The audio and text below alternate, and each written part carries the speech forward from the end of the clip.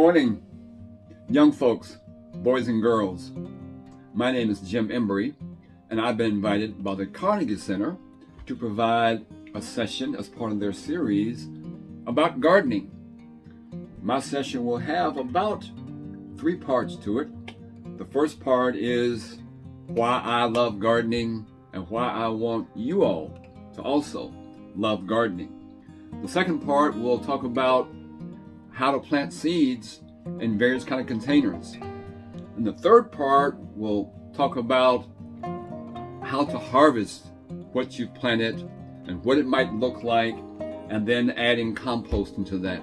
So those are the 3 parts. I'm going to jump right in and talk about why I love gardening and why I want you also to love gardening. So I've been doing gardening in Lexington for almost my whole life, okay? And I have helped to begin about 40 gardens, is that 40? About 40 gardens in Lexington in various schools, churches, synagogues, mosques, things like that, city parks, and the schools. I've helped put in gardens, for example, just a few, Arlington, Yates, Cardinal Valley, Maxwell, Sayre, various Montessori schools, different parks around the city as well. I've helped put in gardens. So again, I love gardening, and I want to show you a picture of a friend of mine, and her name is Selena. Now, look at Selena, and you can see that smile on her face and how much she's enjoying being in her school garden. Look at her hands that are covered with the black fertile earth. I call this photograph gold dust because in my view, the black soil on her hands, the black soil on her fingers are more valuable than gold, and it really is. So this is Selena, and I would like all of you all to be in the garden and have that kind of smile that she has as she enjoys her school garden with her classmates and her other siblings. Also, the thing about the garden is that you get to also see all these incredible insects and birds.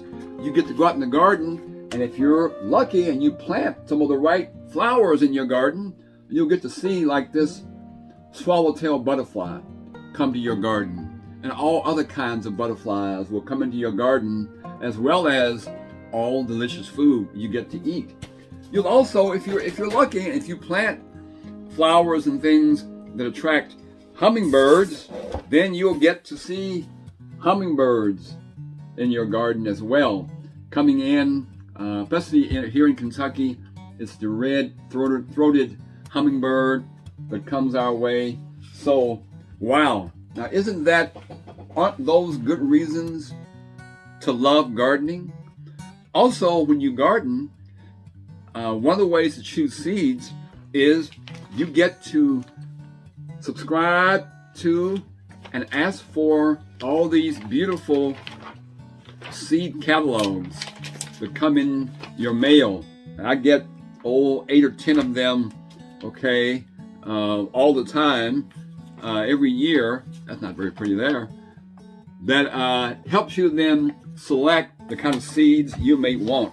So that's one good reason to love gardening. All these beautiful seed catalogs, and you can also use them again like for art projects. Once you've already used them, you can cut them up, make pictures, and draw on them and things like that. Now, a lot of our gardens that we do in Lexington are based upon this model called the edible schoolyard. I would suggest young folks and parents that you all go online and get a copy of this book called The Edible Schoolyard. This is a middle school in California, out in Berkeley, that's founded by a good friend of mine named Alice Waters, and she believes that every school and every home, apartment, house, wherever you live, ought to have a garden. And she believes that within the edible schoolyard, students should learn how to plant a garden, okay, how to care for it, how to plant veggies, blackberries, blueberries, fruit trees, mushrooms, and things like that. Plant them, but also harvest them, and then bring them inside the school, and then help prepare them, help chop them up, help cook what they're growing, as well as eat it. So if you get a copy of this book, it's one of the best guides I know to help us understand how to love gardening. I'm going to show you all a few images. That gardening isn't anything new for young people. Back during old World War I and World War II, early 1900s up to 1940s, there were victory gardens everywhere. Every school, every church, every community park had gardens. So here's some images of kids back in the 1920s in their school uniforms out in their school garden. So again, loving gardening isn't anything new. Now, if you're lucky in your garden, you will get to plant things, harvest them, and then come out of the garden with your arms full of what you've been planting and growing all summer. Now, that's a good reason to love a garden, just from what you can take out of the garden and take into your house. And then, as I said before, in the garden, one of the reasons to love it, you get to hang out with all these insects, like ladybugs, and spiders and worms or whatever, are all part of the garden experience. That ladybug is a good reason to love being in the garden. And maybe in your garden, in your backyard, or even in your school, maybe the garden is also like a mini urban farm, and you get to raise chickens, and the chickens lay, as you see, all kinds of colors of eggs, where you don't even need at Easter time to dye your eggs, because your chickens are laying all these colorful eggs for you anyway. Now, those are good reasons to love gardening. But again, with the edible schoolyard model, they're taught to make their own signs, to raise pumpkins for the fall, to do your Halloween festivities. But also at the edible schoolyard, they believe the students should come in, help prepare the food, cook the food, and things like that as part of their school curriculum. So you all should be asking your school principals and staff to let you all grow a school garden and a home garden, and then be able to prepare it at your school. And then once you've prepared it and cooked it, what a wonderful treat it is to be able to eat it as well. So that's the first session on gardening, about why I love gardening and why I want you to love gardening. Okay, now we're back for session 2. Is that right? Session 2 on how to plant your own seeds. How to find them, how to buy them, how to select them, and how to plant your own seeds. Now, in the last session, I talked about one of the reasons to love gardening is because you get to go through all kinds of seed catalogs and make selections, okay, for the kind of seeds you might want to put into your garden. But, seed catalogs are great and they're fun, but you can find seeds right here in the city of Lexington and in the Bluegrass region at a variety of sources. One of my favorite sources for seeds is what's called the Good Fruits Co-op out there on South End Drive. Go by there, they have great seeds and plants. You can also go to other stores, Walmart and Home Depot and Lowe's and garden centers, and find seeds, variety of seeds. And what you'll find oftentimes that they come in all kinds of packages from all kinds of sources, okay? So you'll find seeds and packages, and they will tell you, of course, with a picture of what variety they are, what their germination time is, when to plant them, how long is the harvest, and things like that. Now, these seeds right here actually came from our public library. Most libraries in Kentucky now have a seed giveaway library in their old catalogs, card catalogs, and you can go into the library and pick up seeds as well for free. Those are the best kind of seeds, ones that are free. Now, what you might also consider, what I do is every fall, what I do is I save seeds from various plants. So I have, these right here are like black beans. So I save seeds, put them in jars, and then have them for the next growing season. And I have seeds to share with other people. Get some corn here, corn seeds, and you all are welcome to any of these. Just let me know. Call me or email me, text me, and I will get some seeds to you if you need them. So, once you've made your selections of what kind of food do you like tomatoes, peppers, squash, watermelons, pumpkins, blueberries, strawberries, whatever it might be, you make your selection, and then you go about trying to find those seeds or those plants. And I love tomatoes. Well, I love almost any kind of fruit and veggie, okay? But anyway, so, but now we're going to talk about how you can plant your own seeds.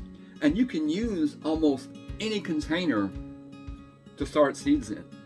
You can use old shoes, old shoe boxes. You can use clay pots, okay? You can use metal pots, okay, to grow seeds in. You can use just plastic, reusable. This was right here was a container that held hummus.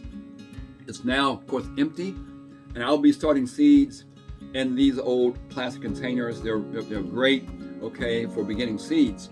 Now, one of my favorite containers to start seeds in is actually egg cartons.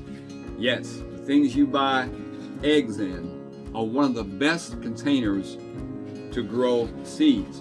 But what I would do is that I would recommend that you eat the eggs first, and then when the carton is empty, start planting your seeds. But those are great containers for gardens because they're biodegradable. You can start them in here and then pretty much cut out the section that the plant is in and put it right in your garden. Now, I'm going to hold this up as an example of how I have used an egg carton to grow these tomatoes in, okay? It's a wonderful reuse, and again, it's biodegradable. They can go right back into your garden. You can also use other kinds of things you buy at the store, like these, to grow plants in, your seeds in. And they're also, you can tear off, one of the corners and put them right in the ground, and doesn't have to replant these seeds, okay? These are honeydew melons, and they'll be ripe, in about 3 months. So come on over to our farm, and you will be happy to get some. And now, once you get the seeds planted, it might be useful to find some way to mark them. And what you saw with the melon, what you saw in there was a clothespin that I've used. So I like the clothespin method. You get a clothespin, get you a little marker, and then whatever you're planting, just write on there what it is, and then just. Okay, now we're going to be talking about planting things outside. Now outside I have plants growing in containers of all sorts, old barrels, big pots, small pots, old shoes, tires, and also what's called raised beds. And you see here, I have this raised bed that's about a 4x8 raised bed, where I put things in the ground here several weeks ago, These right here are peas, and right here, as you can see, is asparagus that I put in last fall actually, and the peas will be ready in a few weeks. This is a raised bed which I use often around our farm here. Now, I want to talk a little bit about part of the joy of gardening is you also get to learn certain kind of cultural lessons. You get to learn about different cultures, different people, different ways of growing different kinds of foods, where foods come from, and things like that.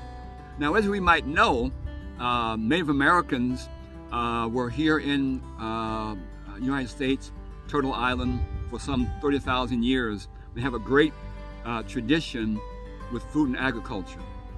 And some of the nations have this way of planting, what's called companion planting, of growing things together. And some of you all might know about what's called the Three Sisters. Is that right? Three Sisters. And that is, they put corn here, they put corn together with what else? Maybe you all know them already. Beans. So you got some bean seeds here. Corn, beans, and squash. And remember, we put the squash in the little container a little earlier. So that's a wonderful cultural lesson to learn about gardening. You can do things like that in your garden. So right here, near these asparagus shoots, we're going to put in the Three Sisters, the corn, beans, and squash. That's what you see there. And once you put it down in the on the ground, you just take your fingers. You can kind of cover it a little bit with some more soil. Cover it up. And it's supposed to rain, sometime soon, which would be great. And now we put in corn, beans, and squash, called the Three Sisters. So that's so again, I have here in the garden, I've got strawberries, I've got garlic from I put in the ground last year. I've got blueberry bushes over here. I'm going to kind of take you a little, another raised bed here that I just put in. And I've got blueberry bushes here that are growing. So you can put bushes in as well as seeds. And I put strawberry plants in again last year. You can see how they're blooming. The flowers are budding out. They'll have fruit here in a matter of a few weeks. Then I also have fruit trees. If you want to, you can put trees in as well, which is great. I've got apples, peaches, and pears, cherries, all kind of things like that. There's the apple blossoms here. You can see. So again, just you can do so many wonderful things in the garden. Plant veggies, plant flowers. I love sunflowers. Fruit trees, bushes. So we'll do that. And then next what we'll do is just talk briefly about composting. Every garden should have a compost pile or a compost bin. So again, the last segment is about composting. And in my view, every garden ought to have also a compost bin. And what I do mostly is do what's called worm composting, where I allow the worms, well, the fungi first, kind of break down the various food particles into sizable bites. And then the red worms come in and eat up those broken down food particles. And then they produce this really fertile, what's called worm castings. And it's great to go back in the garden. It's this beautiful color, of like black, worm castings. It's just beautiful. And then what I have in my house, I have in my kitchen, I have a receptacle of where I keep all of my food scraps. Okay, and then once it's full, and I love avocados in here. Once it's full, then I go out and I dump those into my compost bin. You see in there some, asparagus and some banana peelings. And again, let's not forget those eggs. Those eggs are perfect for going into the compost bin, or they can go directly into the garden. It's good to get those egg shells, and you can just crush them up if you wish. Crush them up, crush them up, crush them up. Put them in the compost, or put them right in the garden as you're crushing them up. They're great, okay? They add minerals and other kinds of things back in the soil. So then I want to show you, again, if you, I use red worms. If you need any red worms, call me. I'm going to show you a few pictures on it, and then that will conclude it. So here you see these worms, these red worms.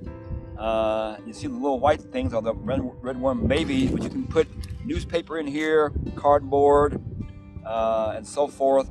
And in your compost bin, all kinds of vegetable scraps. And I keep it covered with a piece of cardboard to keep out a lot of the flies and things.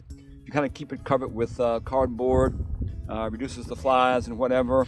But what it is, you're taking the food and taking it back from where it came from, because again, the plants in many ways absorb or eat the soil or eat the dirt.